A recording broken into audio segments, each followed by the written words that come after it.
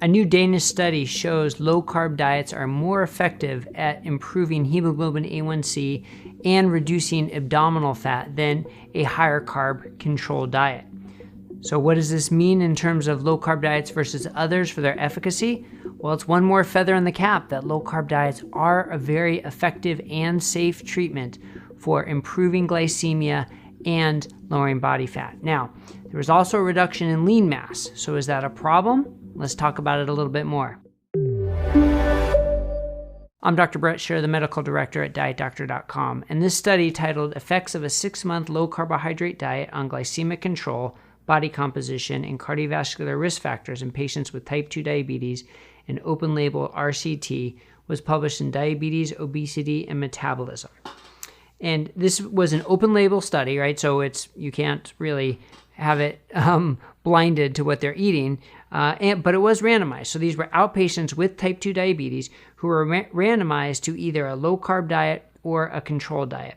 They were followed for 6 months, and the main outcome was hemoglobin A1C, with secondary outcomes being body composition and cardiovascular risk factors. Now, interesting, their goals in recommending the diet was to get less than 20% carbs with 25 to 30% protein and 50 to 60% fat in the low-carb group, and in the control group, 50 to 60% carbs, focusing on fruit, vegetables, and whole grains, and 20 to 25% protein with the rest fat. So both of these diets were likely improvements from what people were eating at baseline, because focusing on fruits, vegetables, whole grains, and increasing protein to 20 to 25% is usually a healthier, better diet than most people's controls. Now, what they actually ended up eating, the low-carb group ended up eating 13% carbs and showed 95% adherence at 6 months with the low-carb, which is really good. But interesting, the control group, 75% of the people ate fewer than the 50 to 60% carbs recommended. So they were more in the low 40s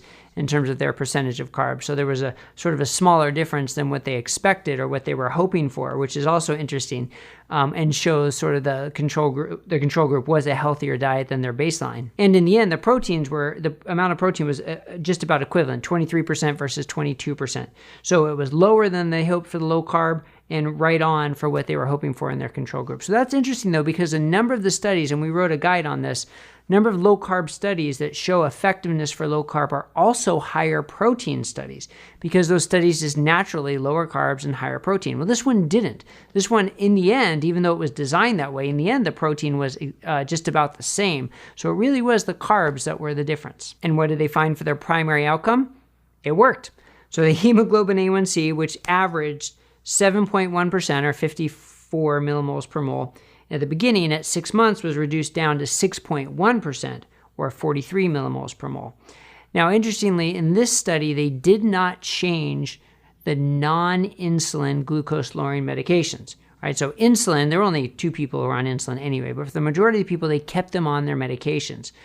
And that's an interesting point, because in a lot of other studies, they purposely tried to reduce their medications, which can hamper the results, which means, maybe you're not lowering the blood sugar as much as you otherwise could have because you're also trying to get them off the medications. This study didn't do that. They ended up lowering in about 20% of the people anyway for safety reasons, but their goal was to keep them on the medications. And the control group had a much smaller decrease, not really even significant, from 7.3% down to 7% for the hemoglobin A1C.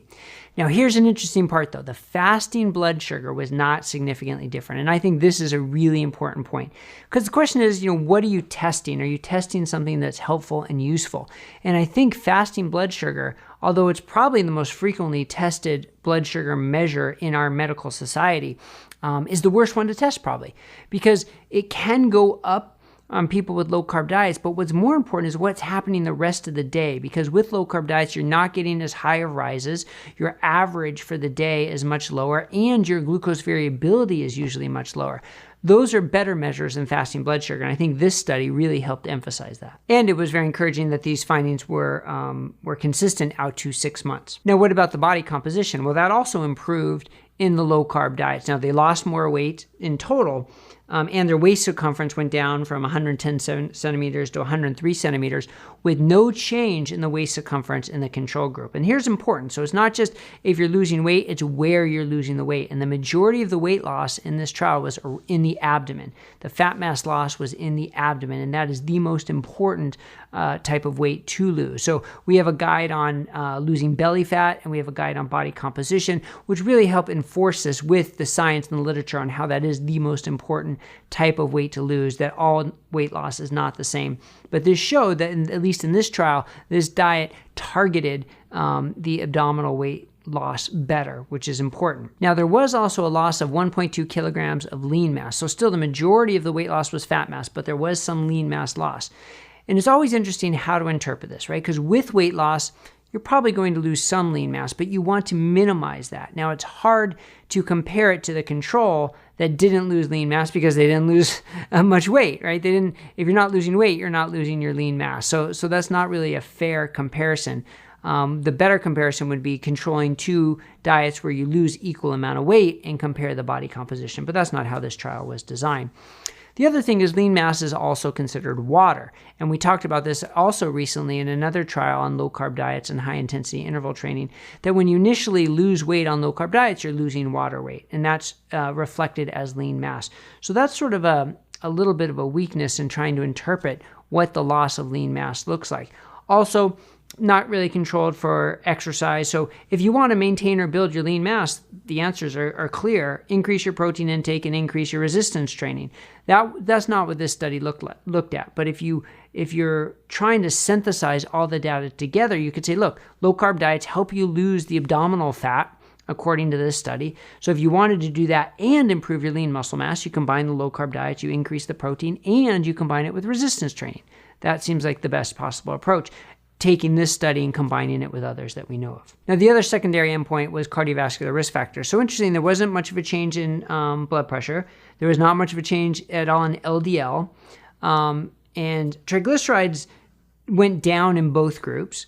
HDL transiently went up in the low-carb group and then came back down, but there wasn't as big of a difference. And I think part of that is just both groups were eating better than they were at baseline. So that may complicate those findings a little bit.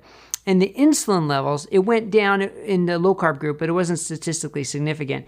That may have to do with sample size, but the magnitude of difference wasn't enough to be statistically significant, even though it did appear to be trending better in the low-carb group. So what can we take away from this? Well, 1, excellent compliance at 6 months with the low-carb diet. 2, better blood sugar management with the low-carb diet when you're measuring the right things, and fasting glucose is probably not the right thing to measure. Next, better body composition changes, fat mass loss, specifically abdominal fat loss with the low-carb diet.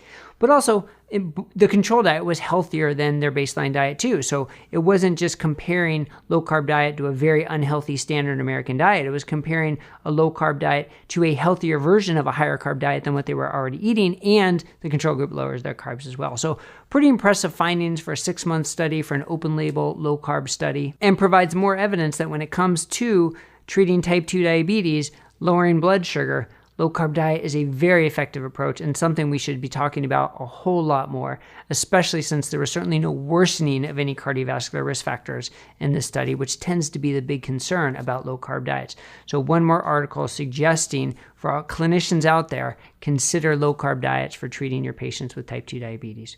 All right, I hope this was helpful. If it was, please click the thumbs up and subscribe, and we'll see you here next time on Diet Doctor News on YouTube. Thanks a lot, everybody.